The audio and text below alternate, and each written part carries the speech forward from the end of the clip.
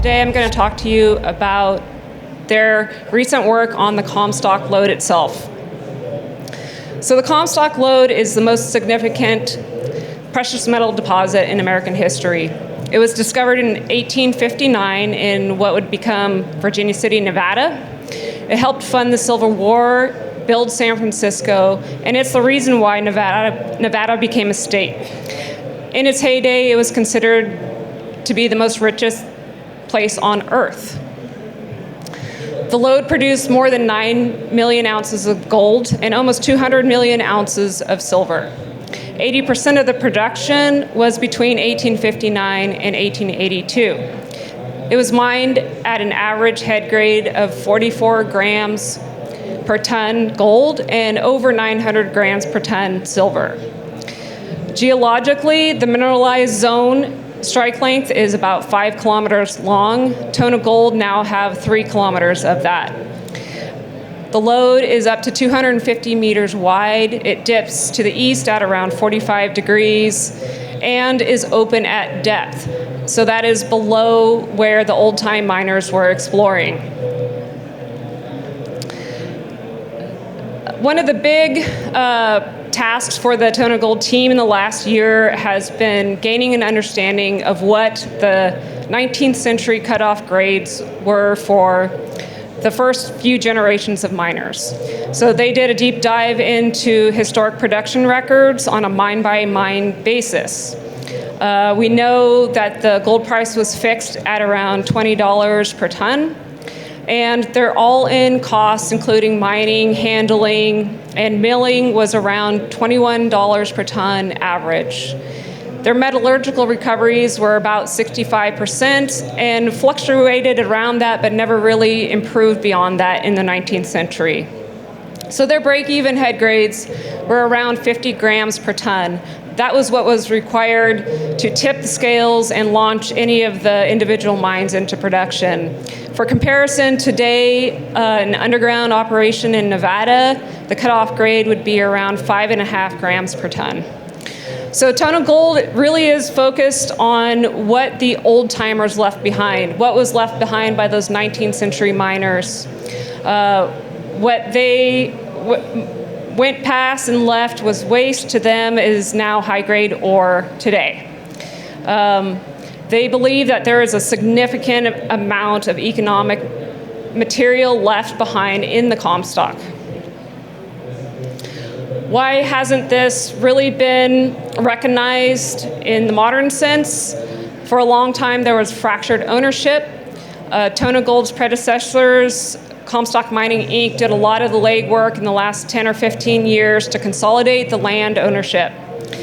We know there was a fixed gold price up until 1971, and there's sort of a lingering misperception that the Comstock Lode was mined out. Of course, the old-timers were really good at their jobs, and that has also been explored and drilled out. And we now know over the last year of evaluation that neither of those things are true. So what have we been doing the last 8 months or year? We've been consolidating data as much as possible. It's been very detailed and tedious. We have historical mine surveys and underground geologic maps that we've put together in a 3D model. We've brought in all the historical data that is available, and we've done really deep dives into archival research and production records. This is a very short video of part of our 3D model. It shows the underground workings for the entire district, including the Sutro Tunnel, which is the line that extends out away from the lode. It was used as a drain tunnel in the 19th century. We've built in geology into the model, including structures and the footwall. We have a couple of cross sections, and on a level by level basis, we have some geologic maps that we've brought in, particularly those that were done in the 1920s. Historical exploration in the 19th century was mainly done by sinking shafts and then using drifts and crosscuts. And they would do this on about a 30-meter spacing until they identified a quartz body that looked promising, and then they would tighten up their spacing and try to develop that into something that was mineable. In modern times, there has been very limited drilling. It's only been since the 1960s since there have been any drill campaigns on the lode.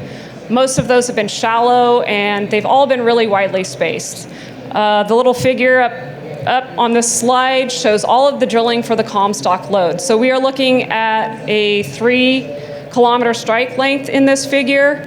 You can see most of the drilling's shallow. It was aimed at developing an open pit, and it's very widely spaced. You can also see in red the bonanza stopes. So this is what the 19th century miners took out and is what the Comstock is famous for. A very exciting addition to the Tonogold team in the last 8 months or so is Gregory Crouch. He researched the Comstock for 4 years and then wrote the book The Bonanza King, which came out almost 2 years ago. He joined the Tonogold team about 8 months ago in the spring. He had an inside line on some archival collections that were available at the University of Nevada, Reno, and he's been diving into old district reports and newspaper collections and really started looking at the nuts and bolts of the 19th century operations. Greg's work has really helped us focus on identifying specific drill targets. So between the data that MDA has put together and Greg's historical research, we've actually sort of shifted our focus on how we even start identifying some exciting targets. This is a long section view. We're looking west along most of the Comstock Lode. It's about 3-kilometer strike length. You can see the bonanza stopes in red, all the drilling, the Sutro tunnel, which was the drain tunnel, and then in pink, those are some explicit targets that we've developed with Greg and putting together the geology. We have a lot more specific information on a mine-by-mine basis now on what was happening in the 19th century. We know that specific mines were in and out of production either because of fundraising or they were in litigation. We have an idea of the types of material they were encountering as they were prospecting, and even in some cases, we have specific assays that we've been able to locate in 3D space. So specific drifts at specific depths, and those are the little yellow stars. We have very interesting assays that we've come across in the historic records, including material that is 1/4 of an ounce per ton all the way up to an ounce per ton or more, and in some cases exceeding 20 ounces per ton. Tonogold has now developed a drill program.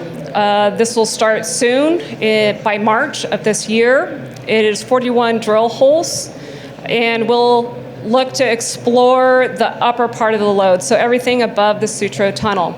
They expect to do about 8,000 meters in 5 or 6 months into the summer of this year. And the objective really is this proof of concept.